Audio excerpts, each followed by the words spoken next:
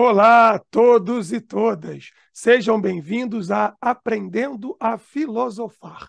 Hoje, em nossa videoaula, nós vamos discutir um pouco da filosofia e da ciência, assim como da arte e da cultura, ao longo dos séculos XVI e parte do século XVII.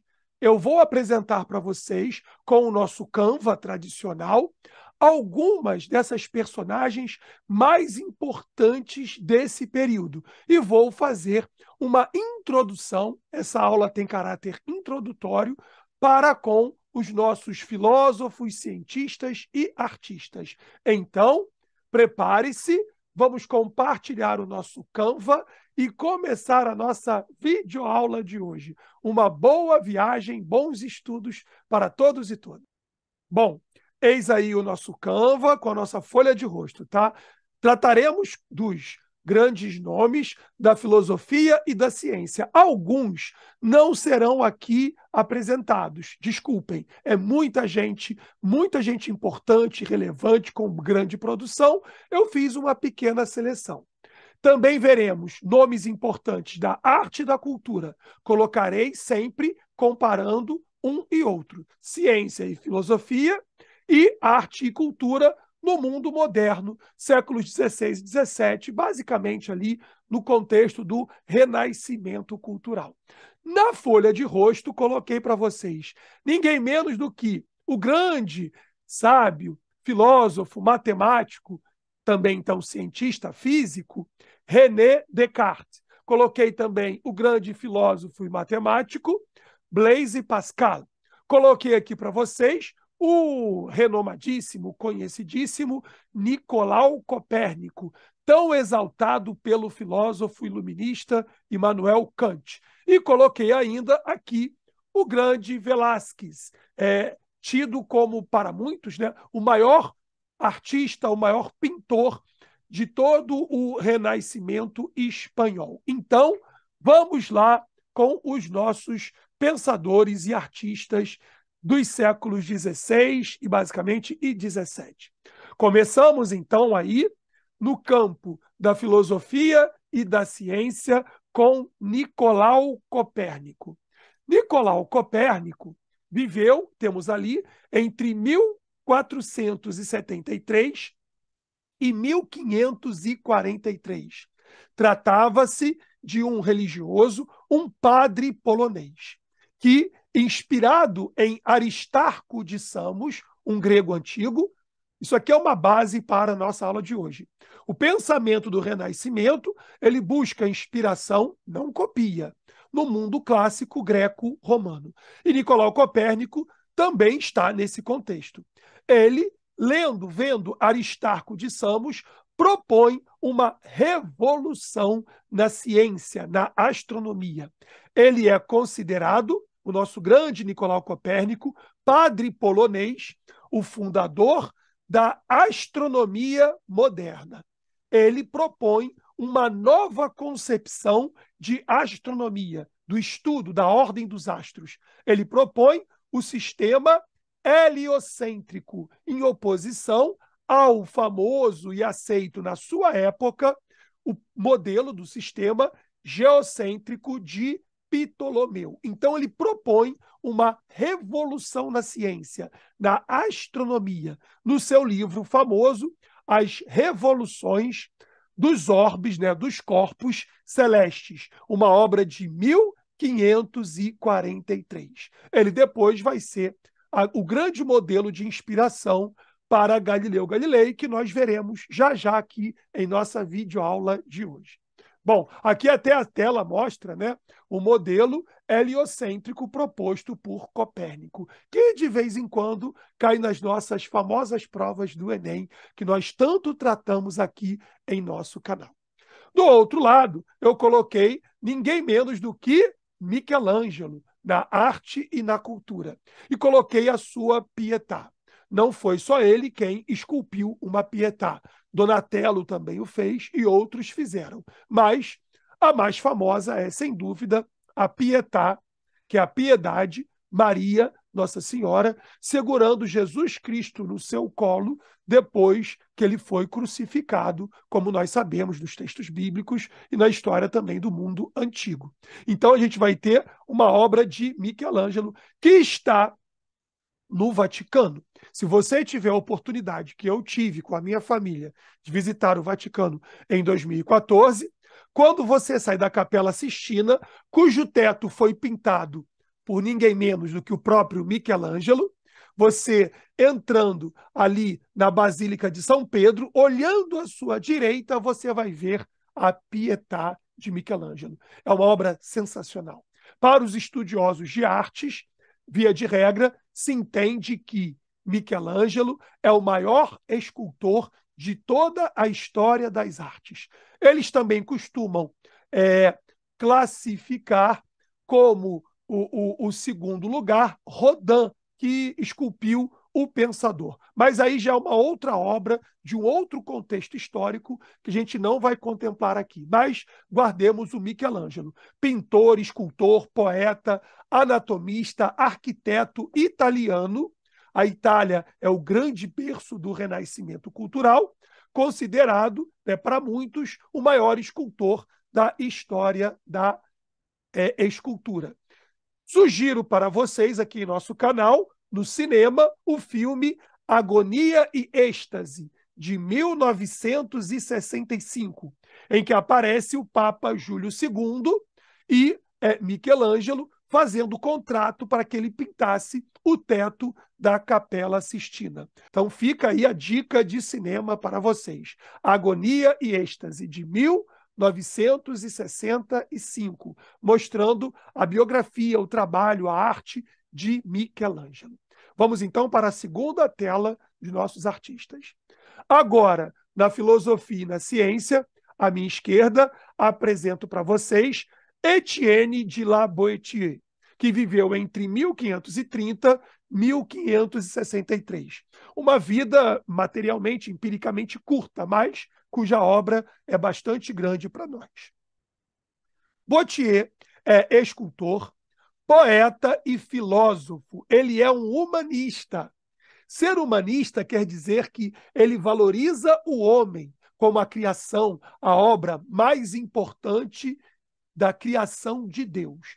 Ele é um humanista. Isso é uma das características marcantes do pensamento renascentista. Ele é um tradutor de obras clássicas do grego e do latim. Vejamos isso, né? O homem do Renascimento busca inspiração no mundo clássico greco-romano. Ele foi amigo pessoal de ninguém menos do que Michel de Montaigne. Dentre suas obras principais, podemos citar Sobre a Servidão Voluntária. Ele vive no momento em que na França o rei faz uma taxação sobre o sal. Estamos falando aqui do absolutismo monárquico europeu e, no caso, francês. E ele fala da servidão voluntária. Ele entende que o homem deve buscar não aceitar um governo despótico arbitrário. Olha que legal, um filósofo à frente do pensamento comum dos cidadãos, né, dos súditos, melhor, de sua época. Ele também vai fazer uma tradução das obras de Xenofonte e Plutarco. Isso mostra claramente o historiador Xenofonte e o historiador Plutarco, que são homens do mundo antigo. Reparem aqui essa inspiração no mundo clássico greco-romano. Ao lado, eu coloco aqui um grande artista do Renascimento, Tiziano Vecellio, que viveu entre 1488 e 1576, uma vida bastante longeva. Ele faz parte da escola veneziana do Renascimento. Ele antecipa diversas das características do Barroco. Como eu não sou professor de artes, eu vou apenas definir o Barroco em linhas gerais para vocês. Mas um professor de filosofia se espera que ele tenha um mínimo de conhecimento holístico, né? Um conhecimento um pouco mais amplo. Mas digamos que o Barroco é um estilo de época surgido no final do século XVI na Itália. E por que na Itália? A Itália era um grande entreposto comercial. As especiarias, aqui entra a história, que vinham do Oriente para o Ocidente, aportavam na Itália, sobretudo no norte da Itália. E dali elas eram distribuídas para o resto do mundo europeu também. O que acontece? Essas cidades italianas tinham muito dinheiro. Óbvio, alguém que vai consumir uma obra de arte, como a obra de Tiziano, tem que estar além dos seus problemas da sua vida material. Tem que ter o mínimo de recursos materiais para poder dispor e consumir da arte. E aí a Itália, bastante rica nesse momento do renascimento cultural, ela vai praticar muitos dos seus senhores mais ricos, inclusive membros da própria Igreja Católica, vão praticar o mecenato. Isso cai muito em concurso. Atenção, o mecenas é aquele indivíduo que, embora não produza de fato a arte, ele financia o artista. Então, o mecenato era muito comum na Itália. Isso vai favorecer que a Itália fosse, no Renascimento cultural e também no Barroco, uma grande financiadora das obras de arte. O nosso grande mestre aqui em questão, Tiziano, ele era conhecido como o Sol entre as estrelas.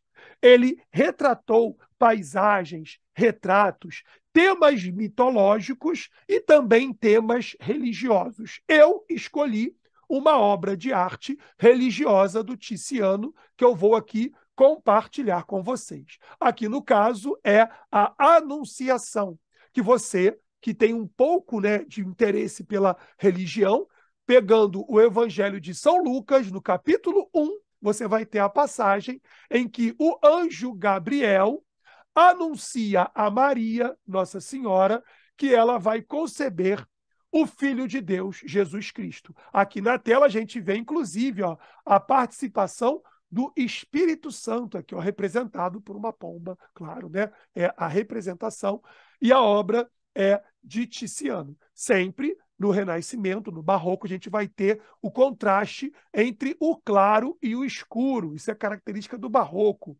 que nós vemos aqui em Tiziano e veremos também nos outros artistas desse movimento. Vamos então para a nossa próxima tela. Agora eu vos apresento essa terceira tela. Atenção, não durma, fique atento. Galileu Galilei. Sobre Galileu Galilei, nós temos uma videoaula em nosso canal. Vou colocar o link depois para quem interessar. Galileu Galilei, inspirado em Nicolau Copérnico, que nós vimos aqui, ele vai procurar fazer uma ciência empírica. Ele também é um defensor da astronomia de Copérnico.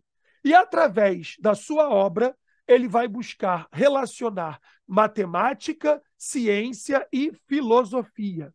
Ele vai dizer que o nosso mundo, o universo, ele pode ser inteligido de forma matemática. Se eu conheço melhor a matemática do mundo, a astronomia do mundo, a ciência empírica experimental do mundo, eu também vou, através de um rigor experimental, compreender melhor o mundo no qual nós vivemos. Ele é famoso também porque ele desenvolveu o telescópio e usou o telescópio para fazer observações dos astros celestes. Galileu Galilei, em nossa videoaula eu vou explicar isso com mais profundidade para quem interessar, vai estudar as crateras da Lua e vai apresentar um estudo científico empírico desse movimento dos orbes celestes, inspirado em Nicolau Copérnico, grande cientista Galileu Galilei, que foi levado ao tribunal da Inquisição, mas não foi condenado à morte e continuou trabalhando sua ciência e sua filosofia de maneira privada em sua prisão domiciliar. Agora, vamos para a arte e a cultura. E vamos ver aí ninguém menos do que Tintoretto, outro italiano. Não estranhe, a maioria dos artistas do Renascimento são italianos, porque a Itália, como eu falei para vocês, tinha o capital e tinha o mecenato que incentivava a produção artística de sua época. Bom, Aqui eu coloquei para vocês a última ceia, Jesus, na última ceia, né, na Quinta-feira Santa, quando ele parte o pão com os seus discípulos, com os seus apóstolos, e vai distribuir ali entre eles. É uma obra lindíssima. Reparem aqui o barroco, o contraste entre o claro e o escuro, que, no caso, né, a gente pode dizer que o Tintoretto é um dos pintores mais radicais do maneirismo, que é do século também XVI, fazendo uma revisão dos valores clássicos e do naturalismo. Ele é um homem, como um homem do seu tempo, que vai prestigiar, valorizar o humanismo, a valorização do homem como a criação de Deus mais perfeita, como dizia o William Shakespeare. Então já está aqui contemplado em nossa videoaula, por que não, o William Shakespeare. Cristalizado na alta renascença. O maneirismo tinha uma preocupação grande com a sofisticação intelectual, como nós podemos ver aqui na obra de Tintoretto. Seguindo, chegamos agora na filosofia e na ciência a Thomas Hobbes, um filósofo contratualista que está também prestigiado em nosso canal. Temos uma videoaula exclusiva, né, sobre ele, e ele é um defensor do absolutismo. Ele entende que o monarca deve ser bem preparado e que, numa sociedade em que todos governem, ele é um homem do seu tempo, amigo do monarca absoluto da Inglaterra, Carlos I, ele defende o absolutismo, mas entende que o monarca deve ser qualificado e preparado para governar. E se as coisas não caminharem bem numa monarquia absolutista, onde há o Leviatã, o responsável deve ser o próprio governante também. Então, temos aí Thomas Hobbes. E do lado da arte e da cultura, eu apresento a vocês ninguém menos do que Caravaggio. Existe um filme do cinema clássico que retrata também a biografia de Caravaggio. Nascido em 1571 e falecido em 1610. Sobre a morte de Caravaggio, a gente não tem muito entendimento. Foi uma morte misteriosa, morreu jovem, com menos de 40 anos. A gente está vendo aqui pela sua pequena longevidade. Caravaggio exerceu forte influência na arte barroca. Então, aqui o nosso contexto. É o primeiro grande representante desse barroco. Pintou temas religiosos, escolhia, olha que interessante, do meio do povo, andando pela rua, ele via pessoas comuns, prostitutas, homens ébrios, pessoas comuns do cotidiano, e os pintava nas suas representações. Eu escolhi aqui a incredulidade de São Tomé. Está aqui para vocês à direita, uma obra lindíssima, que eu já tratei em outras videoaulas em nosso canal. É Tomé, que no Evangelho de São João, para quem quiser conferir, capítulo 20, versículo 25, ele duvida que Jesus Cristo ressuscitou. Jesus Cristo aparece para os seus discípulos.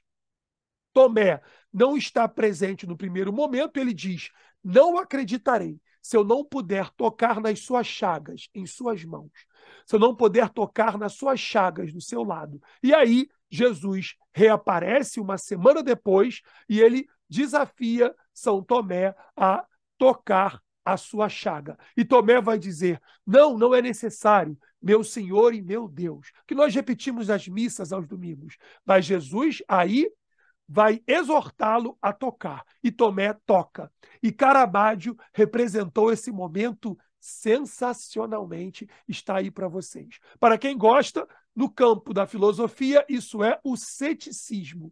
O cético é aquele que duvida. Ainda há pouco, citei para vocês Michel de Montaigne. Michel de Montaigne é o maior expoente da filosofia cética do Renascimento. E já foi contemplado em nossos exames vestibulares. Mais um passo adiante, vamos lá.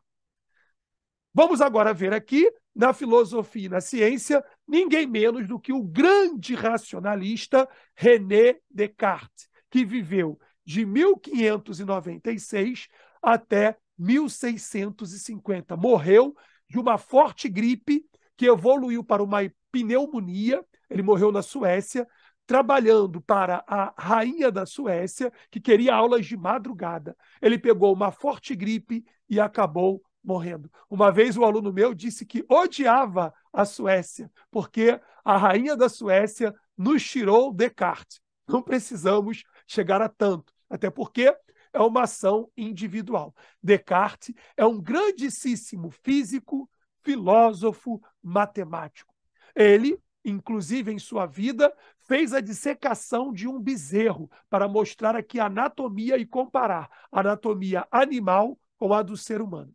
Então, esse é o nosso grande René Descartes, o principal expoente da filosofia racionalista moderna, tantas e tantas vezes contemplados no Enem. Em nosso canal temos 2 videoaulas sobre Descartes. E aí eu botei, né, no campo da arte e da cultura Peter Rubens, que viveu, né, na segunda metade do século XVI até 1640. Coloquei para vocês aqui o São João Evangelista, que dá nome à minha paróquia, né, aqui eu frequento, eu participo, com o nosso Peter Rubens. Sobre o Peter Rubens, podemos dizer o seguinte: é um pintor barroco, sua obra é contra-reformista, ou seja, ele dialoga e se contrapõe à reforma protestante.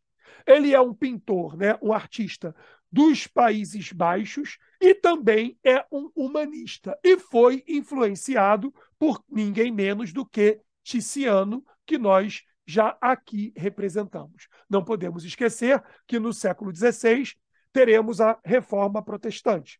Teremos pintores e artistas protestantes e teremos o Peter Rubens, por exemplo, que é um pintor que vai defender muito mais com sua arte a doutrina católica. A arte é uma maneira importantíssima de evangelização. Não se pode olvidar, não se pode esquecer isso. Vamos adiante. Temos agora aí, no campo da filosofia e da ciência, ninguém menos do que Blaise Pascal, que viveu, né, meados da primeira parte do século XVII e viveu muito pouco, morreu em 1662. Blaise Pascal é filósofo, é um cientista, ele é o inventor, um grande cientista, o inventor da máquina de calcular de sua época, e fez a invenção dos cálculos de probabilidade, tão importantes na matemática. Ele era um cristão católico, jansenista.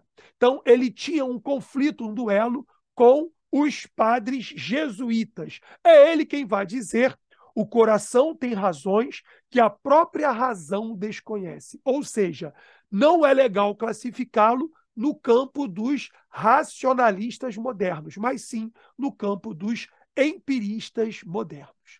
Do outro lado, coloquei para vocês aí, na arte e a cultura, simplesmente Diego Velázquez. Coloquei aqui dele a obra Las Meninas, As Meninas. Ele é reconhecido simplesmente como o pintor espanhol mais importante, mais renomado do Barroco. É um pintor da corte, é um artista da corte de Filipe IV.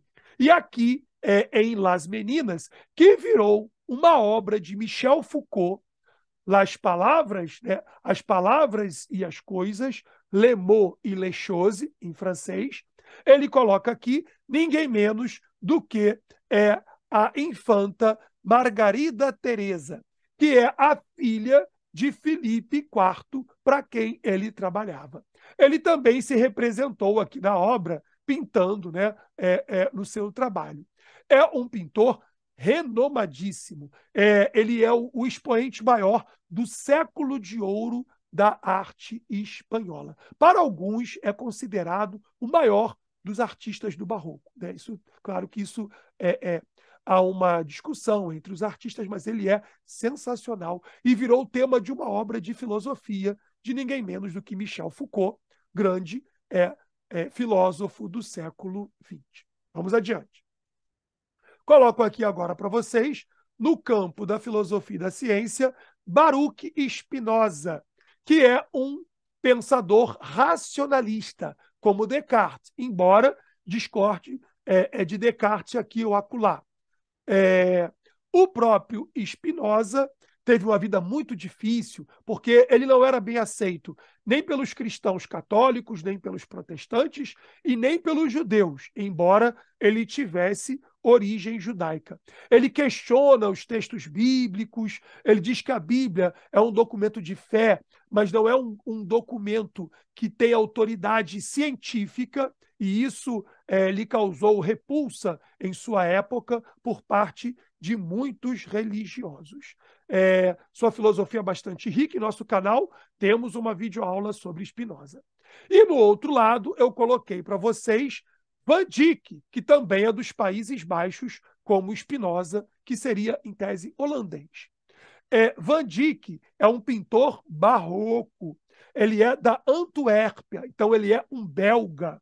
Ele foi discípulo de Peter Rubens. Aqui a gente vê uma obra dele que é Carlos I. Carlos I, que foi o monarca absoluto, que foi decapitado pela Revolução Gloriosa na Inglaterra por Oliver Cromwell e os seus partidários cabeças redondas. Então, repare que podemos fazer um estudo da história, do pensamento do homem, da história do homem, também pela arte, né? Claramente.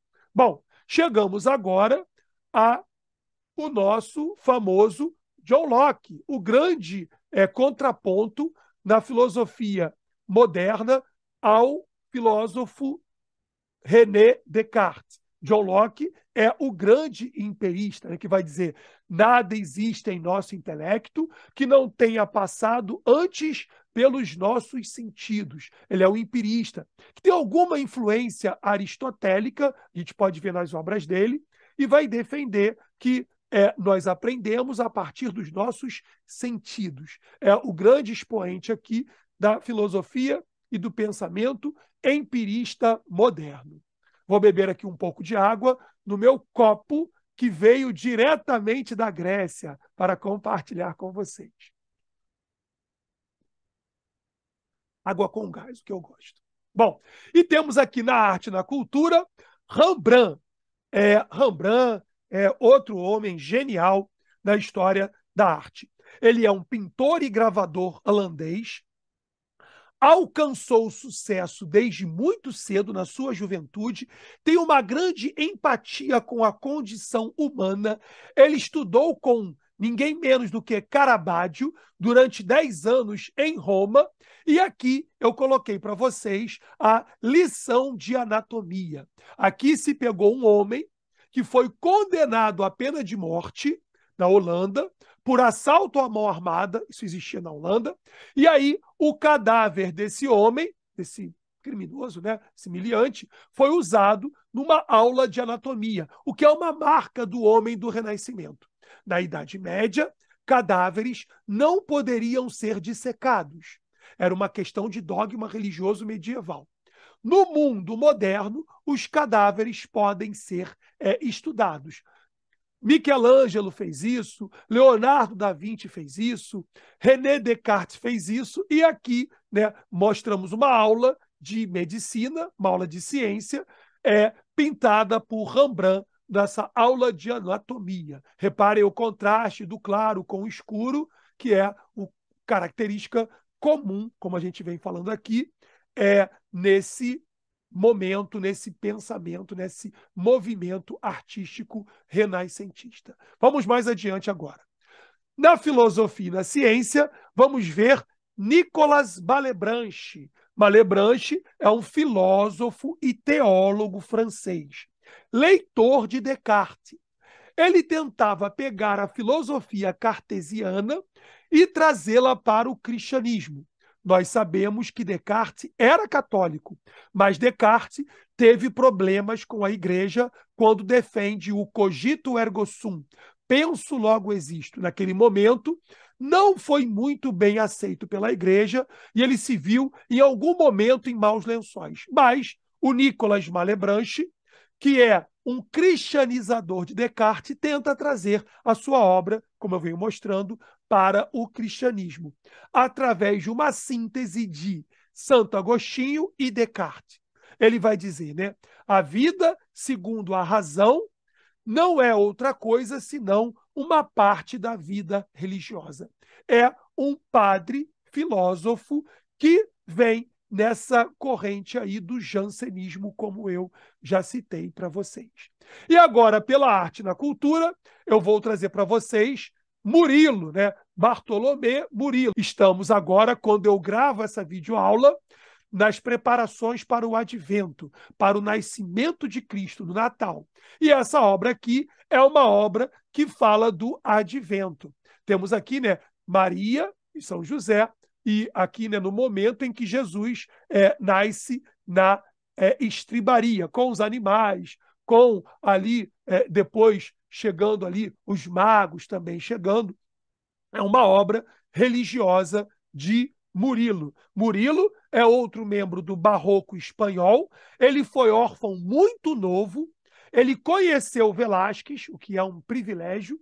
Foi convidado pelo rei Carlos II da Espanha, não confundam com a Inglaterra, para se estabelecer em Madrid.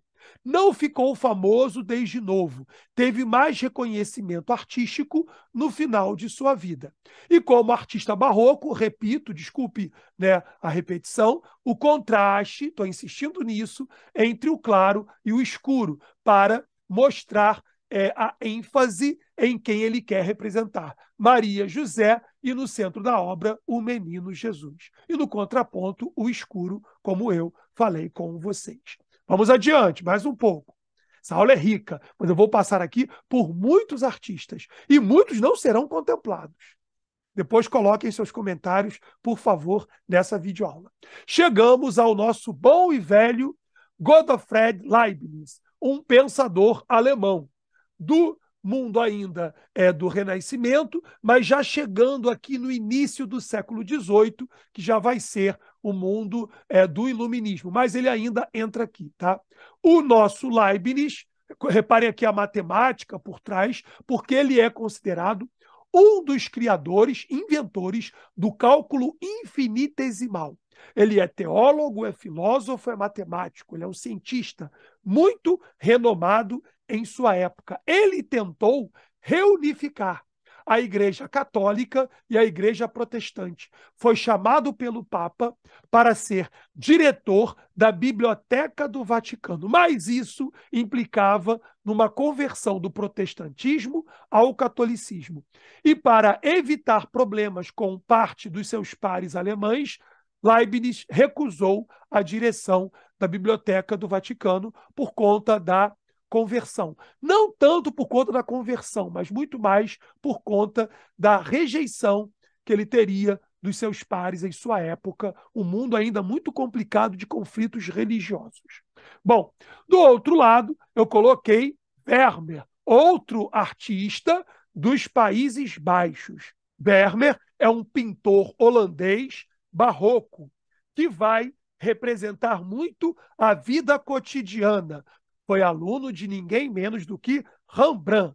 Ele vai pintar o Astrônomo, que eu não coloquei aqui, coloquei para vocês a Garota com Brinco de Pérola, que alguns vão dizer que é a Mona Lisa dos Países Baixos.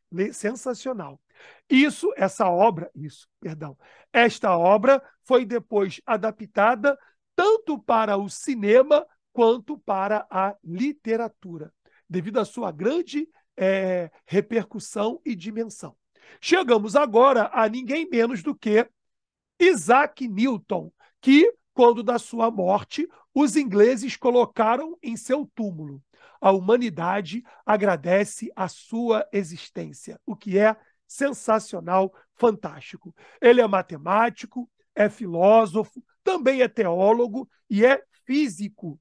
Formalizou-se, né? Notabilizou-se pela sua contribuição à mecânica, estudou Galileu Galilei, e ele vai dizer: Eu só pude chegar onde cheguei porque eu pude subir no ombro de gigantes. Ele tem uma grande contribuição na física com a lei da gravitação universal e é um defensor do método experimental. Já podemos colocá-lo aqui nessa transição do mundo ali, né, moderno com o próprio iluminismo. Não é uma forçação de barra pensar já o Newton como o autor já do iluminismo. Eu estive em Londres em 2014 e quando você chega no Museu de Londres, no centro da sala principal, no hall de entrada, existe um trono e no trono está ninguém menos do que Isaac Newton. Que bom, né, que no caso aqui os ingleses reconhecem os seus grandes heróis da filosofia e da ciência. Façamos isso no Brasil, é importante para nós. E no outro lado, eu coloquei na arte e na cultura, Racine, esse grande Racine, que é um dramaturgo, é um poeta, é um clássico da literatura francês. Ele foi órfão aos 3 anos, muito novo, ele ficou órfão, tá, de pai e mãe. Foi educado no Centro Católico Jansenista, e ali ele vai conhecer a filosofia de Port-Royal. Algumas das suas peças mais importantes são Andrômaca e Fedra. Olha aqui, ó, a inspiração no mundo clássico. Andrômaca e Fedra são obras clássicas da literatura greco-romana. Ele foi o historiador oficial do monarca absolutista, o rei Sol francês, Luís XIV, o L'État c'est moi, o Estado sou eu. Coloquei aqui uma frase que me chamou a atenção de Racine. Quanto mais gosto de quem me ofende, mais sinto a ofensa. Essa frase vale para mim. Não sei se vale para vocês, tá? Mas quanto mais a gente gosta de alguém e essa pessoa te ofende, mais eu penso isso, né? Essa ofensa nos incomoda, nos machuca. Então, legal pensar aqui. Quando eu fazia uma pós-graduação na Gama Filho, eu lembro de um professor que dizia: o grande pensamento nunca morre. E o Racine deixou para nós grandes pensamentos na literatura. Vale a pena investigá-lo. Bom, para fechar, eu vou apresentar para vocês Francis Bacon, um inglês, filósofo empirista, também cientista. É dele a frase: saber é poder. Quanto mais você compreende e entende a natureza, mais você pode dominar a natureza. Isso é meio perigoso, mas é um pensamento moderno do Francis Bacon. Francis Bacon é um filósofo também empirista, que vai formar a teoria dos ídolos. Em nosso canal, temos uma videoaula sobre o Francis Bacon, se você quiser aprofundá-lo. E do outro lado, coloquei para vocês aqui Molière. Molière é um dramaturgo e ator. Ele é um encenador também francês, do mundo moderno. Ele é um mestre da comédia satírica. Eu tenho muito respeito com quem consegue fazer boa arte, boa literatura, boa cultura, através também da comédia. Eu não sou professor de fazer brincadeiras, porque eu não me entendo como um bom piadista, mas o Molière era capaz de fazer arte com a comédia. Isso é para poucos. Ele estudou em um colégio jesuíta, o que também explica a sua boa formação intelectual. Entre suas obras, vou citar aqui apenas algumas, tá? O Misantropo, aquele que vive sozinho, né? Que tem dificuldade na relação com os outros, no geral. Eu já ouço muito dizer que pessoas muito inteligentes, por vezes, têm dificuldade de conviver com pessoas mais comuns. Então, o Misantropo. O Anfitrião e o Casamento Forçado. Essa obra de 1664. Coloquei aqui uma frase do Molière para vocês. Um tolo que não diz palavra não se distingue de um sábio que se cala. Então, se eu não tenho o que falar, é melhor que fiquemos calados, que fiquemos quietos. Mas se você é um sábio e tem a oportunidade e pode dar sua contribuição com uma boa fala, com um bom pensamento, o faça. É o que diria para nós o bom e velho Molière. Queridos e queridas, todos e todas, muito obrigado por participar dessa nossa videoaula de hoje. Deixe o seu like. Se você ainda não é inscrito, se inscreva e seja bem-vindo e compartilhe o material de Aprendendo a Filosofar. Um grande abraço a todos e todas. Até a próxima aula.